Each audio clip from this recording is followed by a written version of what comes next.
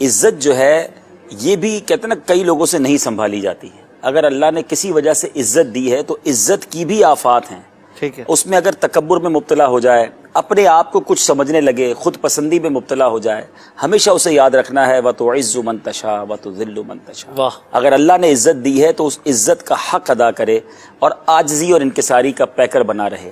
کسی وجہ سے نام ہو جاتا ہے کسی کا، شہرت ہو جاتی ہے کسی کی، اب اس شہرت کے بعد، اس عزت کے بعد، اچھا ایک اور ڈیفرینشیٹ کر دوں، شہرت الگ چیز ہے اور عزت الگ چیز ہے. اچھا. کچھ لوگ شہرت کے بھوکے ہیں کہ شہرت مل جائے. شہرت تو ابلیس کی بھی بہت ہے، ساری دنیا اسے جانتی ہے. فرعون کو کون نہیں جانتا، صحیح. قارون کو کون نہیں جانتا، مگر عزت نہیں ہے. خوش نصیب وہ ہیں جن کو شہرت کے ساتھ عزت بھی ملتی ہے. اور عموماً یہ تقدیس، یہ تقدس اور یہ جس کو تعظیم کہیں، شہرت کے ساتھ اگر کسی کو ملتی ہے تو عموماً الحمدللہ وہ مذہبی لوگوں کو، علماء کو یا دین کا کام کرنے والوں کو ملتی ہے. فینس تو بہت سارے لوگوں کے ہوتے ہیں، لیکن جو ساتھ تعظیم کا عنصر پایا جاتا ہے وہ مذہب کی وجہ سے الحمدللہ ملتا ہے.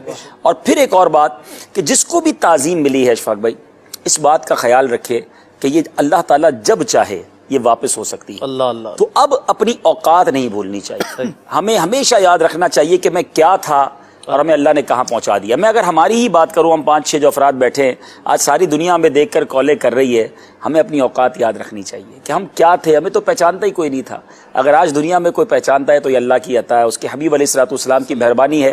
لیکن اس بنا پر اپنے آپ کو کچھ سمجھنا، پھر اس میں جناب تکبر کی آفات آ جانا، ایک تو یہ پہلو. دوسرا ایک اور بات، آج کل ریس ہے، ایک کمپٹیشن ہے کہ کسی طرح دنیا میں جناب میری عزت ہو جائے.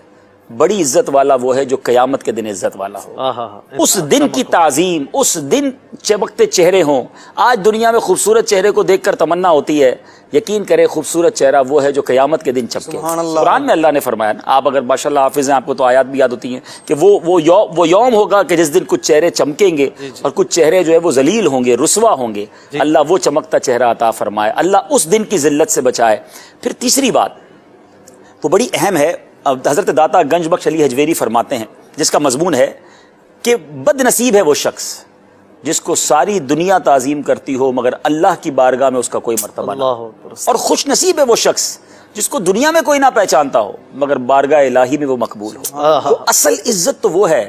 اگر دنیا میں سارے لوگ عزت کر رہے ہیں اور بارگاہ الہی میں کوئی رتبہ ہی نہیں، وہاں قبولیت ہی نہیں ہے، وہاں ذلت ہے، تو اس شہرت کا کوئی فائدہ نہیں ہے. اللہ ہمیں وہ عزت دے، اللہ ہمیں وہ تعظیم دے، وہ ہمیں اللہ کی رحمت سے سرخروئی ملے کہ یہاں بھی ذلت سے بچیں اور وہاں بھی ذلت سے بچیں.